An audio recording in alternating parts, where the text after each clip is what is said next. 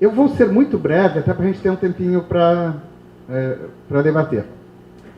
Na realidade, eu tinha algumas outras coisas para falar, mas eu vou me restringir a tocar sobre duas questões específicas, duas ou três questões específicas. A primeira é para discordar com a última coisa que ele disse. O ensino do direito não está em crise. Essa é uma discussão que a gente teve ontem no Congresso da BED. Eu tenho uma crise quando eu tinha algo melhor e entrou em crise e se tornou pior. Eu estudei há 40 anos atrás e eu tenho absoluta certeza que qualquer curso de direito que eu vá hoje no Brasil é melhor do que o que eu tinha. Na realidade, os nossos cursos são ruins, são muito ruins, mas o problema é que os nossos cursos nunca foram bons. Então, para que eu possa falar em crise, eu tenho que pressupor que eu tinha no passado um ensino melhor. Não, quando os cursos de direito foram criados, em 1800 alguma coisa, já se dizia que estava em crise. Em 1850, eles fizeram a reforma do ensino livre, liberando os alunos de frequentarem, porque o ensino estava em crise. E de lá para cá, a gente sempre diz que ele está em crise. Bem, se ele sempre esteve em crise, na verdade ele está normal. A outra forma de ver a crise é pela funcionalidade. Os cursos não atendem aquilo para que eles foram criados. Os cursos de direito no Brasil foram criados há quase 200 anos para formarem a burocracia do Estado brasileiro, ou seja, para formarem servidores públicos do Estado Nacional. Isso eles fazem até hoje, né, Eduardo?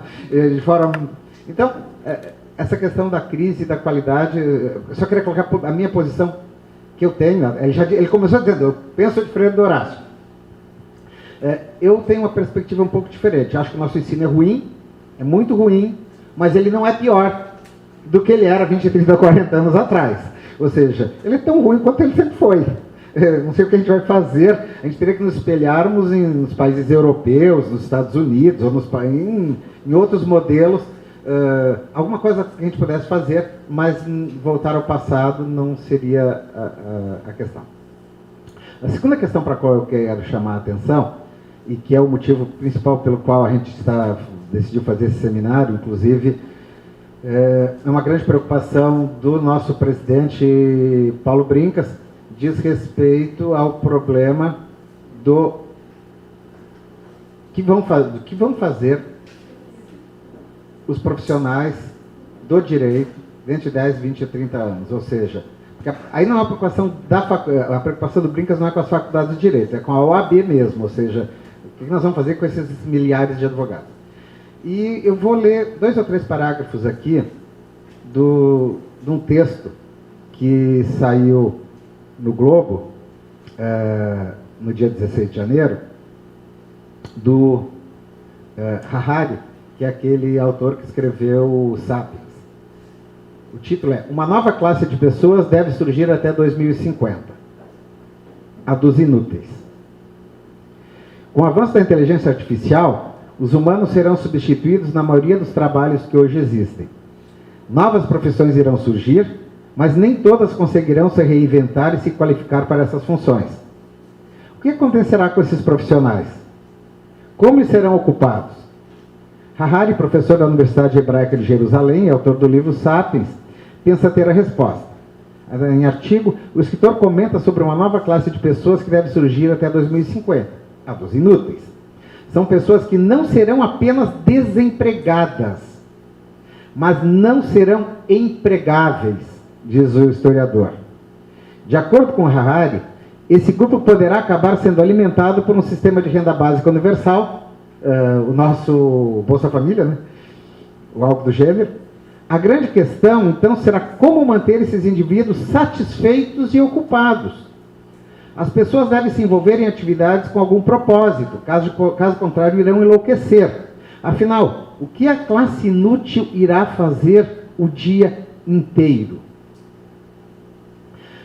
Ou seja, mesmo que nós conseguíssemos chegar a um mundo em que a maioria das pessoas não precisasse trabalhar e que você pudesse ter um sistema de renda mínima em que as pessoas recebessem mantidas pelo Estado, nós passaremos a ter um problema grave, que é o problema do que essas pessoas vão fazer.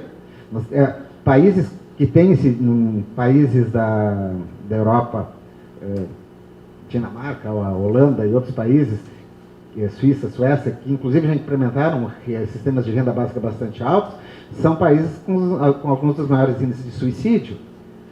Exatamente porque as pessoas não tendo o que fazer. Aí vem o problema do foco, né, Eduardo? Essa é uma questão séria, e muito séria nos cursos de Direito. Porque o problema do curso de Direito é que ela gera um conjunto, um produto, em tese, com alto grau de empregabilidade, porque o diploma de bacharel te dá possibilidade de ingressar numa série de mercados, mas, na verdade, isso é apenas formal. O nosso grau de empregabilidade é baixíssimo, porque nós não sabemos absolutamente nada além do pouco que nós aprendemos na faculdade. Nós ficamos absolutamente perdidos se nós tivermos que fazer algo além daquele basiquinho que a gente aprendeu no NPJ. Por isso a gente sai para o Luiz Flávio Gomes, para o cursinho, para o preparatório, para em busca de uma série de questões. E aí vem a terceira questão que eu quero colocar de uma forma bem objetiva. O que a gente pode fazer pelas faculdades de Direito? Me parece que pensar no ensino do direito para o futuro pressupõe uma reordenação dos cursos integral e que, na minha perspectiva, pressupõe também nós revermos o próprio sistema de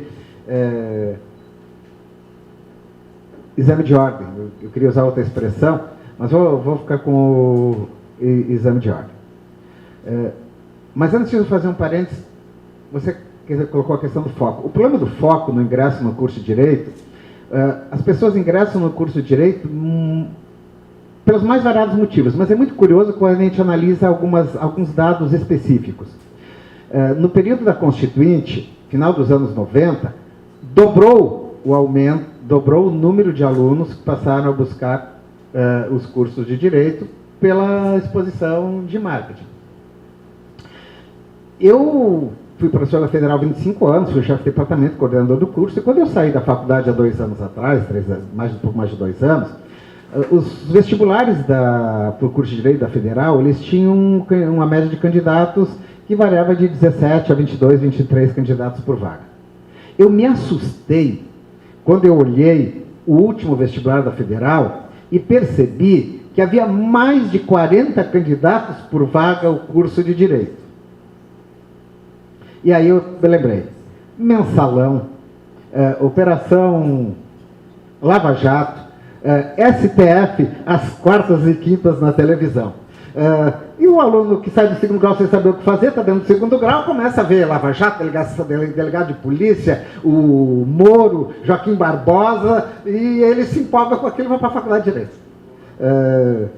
E a nossa grande demanda de aluno é uma demanda que vem por um marketing e que depois, entrando na faculdade de Direito, percebe que aquilo não tem nada a ver com ela, mas já que ela está lá e o curso é fácil de fazer e ela vai... Eu sempre digo que a faculdade de Direito você só não se forma, nem que você requeira pedido, eu não quero me formar, eu quero ser reprovado, você vai se formar do mesmo jeito. Se você for inerte na faculdade de Direito, mesmo assim, depois de alguns anos, você vai receber o diploma. É impossível alguém que queira... eu já vi aluno com QI de 70% receber o diploma de Direito. Não há possibilidade de você não se formar em Direito, a não ser que você... Eu já tive caso na Federal de um aluno morto que recebeu 10. No final, eu era... eu só me lembro do professor que deu a nota. Deu 10 para todo mundo, inclusive para um que tinha necessidade. Um pianista. Esse professor foi capa da Folha de São Paulo como deputado pianista, votando em 2 mesas ao mesmo tempo na década de 90. E na faculdade ele dava 10 para defunto, depois que ele deixou de ser deputado. Mas vou falar sobre... eu sempre tive muita curiosidade sobre o sistema de funcionamento dos cursos de medicina, principalmente aqueles que trabalham com PBL e com metodologia híbrida. Tanto que alguns anos atrás, Lages me convidou para dar uma palestra, estava falando para a Cirlane. Eu disse, não, eu vou... quanto é que você cobra? Não cobro nada, eu só quero uma coisa. Eu vou a Lages dar a palestra e eu quero que vocês me apresentem o curso de medicina para ver como é que funciona. Aí fui lá, me receberam, me levaram num grupo tutorial, acompanhei um grupo tutorial de tarde. Foi muito legal. Aí depois, a minha cidade natal, Santa Cruz do Sul, tem um curso de medicina que funciona com sistema híbrido. Aí eu passei lá com a coordenadora do curso, me deu uma entrevista, me visitei os espaços físicos, me explicou o currículo, me levou em grupo tutorial, foi muito interessante. Aí há 2 anos atrás, minha filha entrou no curso de medicina aqui da Federal. Foco, Eduardo. Realmente, eu tenho fotografia dela com menos de 10 anos, com roupinha de branco, coisinha assim, quero ser médica.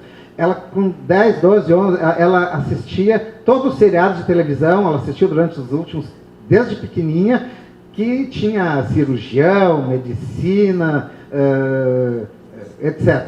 Só que na época ela ainda pensava em ser médica, isso quando ela era pequena, ela queria... Não, médico que faz autópsia. Legista.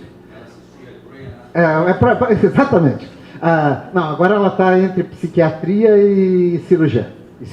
Já não quer trabalhar nem com velho nem com criança. Essas duas opções já descartou. Mas por que eu estou falando isso? Primeiro semestre de faculdade, primeiro mês de aula, posto de saúde 1 vez por semana, do lado do médico acompanhando o atendimento. Terceiro semestre de faculdade, as aulas já são no hospital universitário. 4 semestres de aula, já estão tirando pele de cadáver, já estão cortando cadáver, 4º semestre. E já estão começando a ajudar em atendimento médico. Um curso de 6 anos. Então, assim, primeiro ponto no curso de Direito. O curso de Direito tem que ter contato com a realidade. O aluno não pode chegar no 8º semestre e não saber, não ter visto nunca viu autos na frente dele. Eu cheguei no 9º, 10º semestre da minha faculdade e nunca tinha visto os autos de um processo. Não dá. É necessário que o aluno tenha contato com a realidade desde o primeiro ano. Nós temos que pensar seriamente uma coisa chamada prática jurídica. Nós temos que criar um instrumento de prática jurídica. Nós temos que integrar a prática jurídica na vida real da faculdade desde o primeiro dia de aula.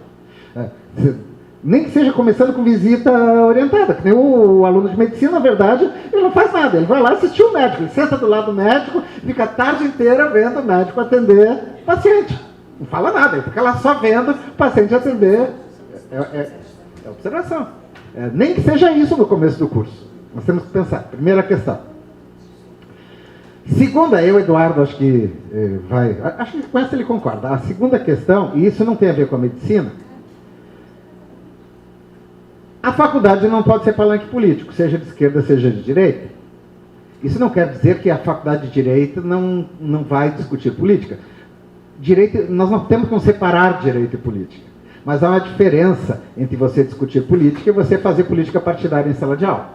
E é comum nas faculdades de Direito você ter sala de aula como palanque partidário. Eu fiz isso, eu não vou... nesse momento eu estou fazendo uma autocrítica. Eu fiz isso enquanto professor nos anos 90, nos anos 80. E olhando para trás hoje, eu percebo o grande equívoco que isso foi. Nós temos que ter um repensar da atividade do docente, eu vou usar a expressão desideologização do exercício do magistério, que é diferente de despolitização. O ensino de direito sempre será político, mas não podemos usar o espaço da sala de aula como espaço de propaganda político-partidária ou de uma posição ideológica. Aí a terceira questão. É necessário que os movimentos críticos, que ainda são muito presentes nas faculdades de Direito, sejam capazes de fazer uma autocrítica. Hoje nós ouvimos uma crítica muito grande ao ativismo judicial. Direito alternativo é muito culpado desse ativismo judicial, e eu fui do direito alternativo, fui um dos líderes do direito alternativo, tenho livros escritos sobre isso. Nós somos um dos primeiros. Barroso foi, o Fachin foi... Foi, o Barroso tem um capítulo no livro dele sobre isso. Ele continua sendo ativista, com aquela visão de iluminista. Assim, eu posso ter ativista como Barroso para um lado e Gilmar para outro. Os dois estão errados. O Supremo ou qualquer lugar, espaço judicial, não é lugar de fazer ativismo judicial. Você tem a lei. Eu virei um positivista. Hoje eu assim, me assumo um kelseniano de primeira. É absolutamente necessário. É a única forma do Estado de nós temos que ter regras básicas. Não é? Como bom kelseniano, eu li o capítulo 8. E eu sei que toda norma jurídica tem um conjunto de possibilidades de leitura. Ou seja, ser positivista não significa aceitar uma posição só e negar as outras. Não. Qualquer decisão que um tribunal dê, desde que ele caiba dentro da moldura, ele é constitucional.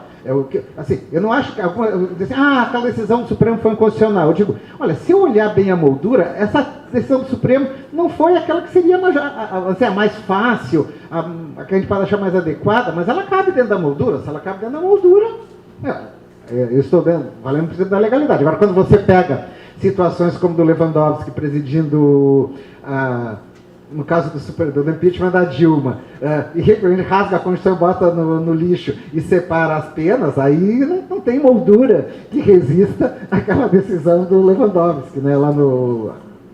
Tem essas situações. Então, essa é outra questão. Nós temos que repensar. O movimento crítico tem que fazer uma autocrítica de tudo que ele fez. Isso vale para o direito alternativo. Eu fui orientando o professor Vará. Hoje, eu olhando de fora, eu percebo que Vará foi Vará casou muito mal ao ensino de direito no Brasil. Casou muito bem também, no sentido de que, quando eu penso Vará, nos anos 70, 80, ditadura militar, resistência, ele, Lira e todos os movimentos críticos são historicamente importantes. Mas nós estamos quase em 2020, num regime com uma Constituição que foi construída por um poder constituinte. Hoje não tem sentido eu fazer uma crítica da Constituição ou da legislação como tinha nos anos 80. Eu estava criticando uma herança do regime militar, eu estudei durante o regime militar, eu estava criticando uma realidade muito distinta. É nesse sentido. A minha crítica do Vará é quando ele dizia que, de certa maneira, qualquer interpretação, a lei pode ter qualquer interpretação. Não pode, não. A moldura tem limites. Existem determinados limites a partir dos quais nós não podemos ir. Então, é nesse sentido que eu quero dizer. Todo mundo faz bem, todo mundo faz mal. Todos esses autores têm uma parcela de contribuição extremamente grande e, de outro lado, também tem os males causados, né? A utilização que lhes foi dada. Mais duas observações rápidas. Eu acho que se a gente, considerando a variedade de profissões para as quais, em tese, o direito poderia preparar, eu acho que a gente deveria repensar o curso numa estrutura diferenciada do que é hoje, e aí eu penso um pouco no modelo da medicina. Eu teria um curso de bacharelado de 3 a 4 anos, como é na Europa, como é nos Estados Unidos. Quem concluísse esse curso poderia fazer concurso para escrivão, oficial de justiça, por uma série de profissões. Para poder fazer as profissões, advocacia, Ministério Público, etc., ele teria que fazer o que na medicina é o internato. Ele teria que ter, sei lá, mais 1 ou 2 anos, que são os anos de prática específica. Por exemplo, a Alemanha não tem essa prática. Você faz a faculdade e a prática você vai estagiar. Depois que você se forma, que você vai estagiar na Alemanha e em outros países europeus. Essa coisa que a gente tem de NPJ, a prática não existe na maioria dos países europeus. O curso é 100% teórico. Saiu dali, aí tu vai para as escolas profissionais. Na França, eu quero ser magistrado, você vai para a escola da magistratura. Você quer ser advogado, você vai para a escola da advocacia. É tudo a posteriori. O curso de direito em 3 anos é o basicão. Depois você vai atrás do teu caminho. Mas com o internato, eu poderia fazer exame de ordem apenas para clínica geral. E aqui nós vamos ao modelo que é o da medicina também. Ou seja, eu faço o exame de ordem e aprovo. Eu tenho uma carteirinha que me permite advogar no civil, no penal, na primeira instância. Ponto. Nada além disso. Você vai dizer, mas é assim na Alemanha. É assim aqui do nosso vizinho Argentina. Esses países Você não faz um exame de ordem e no dia seguinte você pega a carteirinha, pode advogar sobre direito médico, que nunca viu na vida, e entrar com uma ação no Supremo Tribunal Federal que você nem sabe onde fica. É só o Brasil que te dá essa... não é só o Brasil, né? Mas o Brasil é um país que entrega ao advogado essa carteira que pode tudo é uma nota promissória em branco. Então, aí nós temos que repensar o sistema de ingresso profissional. E aí eu acho que o melhor sistema de ingresso bem, eu teria o internato aí, eu quero ser advogado, vou fazer para advogado, vou fazer para juiz, vou fazer para promotor, e depois eu passaria a ter um sistema de habilitação profissional, algo como é na medicina. Você quer ser cirurgião? Quero ser cirurgião plástico. Bem-vindo. 6 anos de residência. 3 anos de residência em cirurgia geral, 3 anos de cirurgia plástica. Eu quero ser psiquiatra. Acho que são 2 também. Dependendo da área, você vai ter residências que variam de 2 a 6 anos. E aí você vai se especializar, e aí você vai receber uma carteirinha que vai te permitir atuar naquela área. Nenhuma. Não é uma prova. Fazer uma prova. Sim. Então, assim, até porque meio-dia eu quero que a gente tenha um tempinho para poder trocar. Basicamente era isso que eu queria dizer. Acho que assim, nós não temos crise, eu não acho que piorou, acho que melhorou, mas não quer dizer que esteja bom, está muito ruim. Segundo, nós temos que repensar a postura do professor em sala de aula, enquanto docente profissional e não enquanto ativista político. E nós temos que, no plano dos projetos pedagógicos e aí no plano das próprias diretrizes, talvez repensar a própria forma de organização dos cursos de Direito. E quarto, a gente precisa da OAB como uma parceira, porque a gente teria que mudar o Estatuto da Ordem para criar um mecanismo de concessão da própria habilitação profissional, não é dificultando, criando uma gradação de acesso e não dando uma promissória em branco como se dá hoje. Muito obrigado.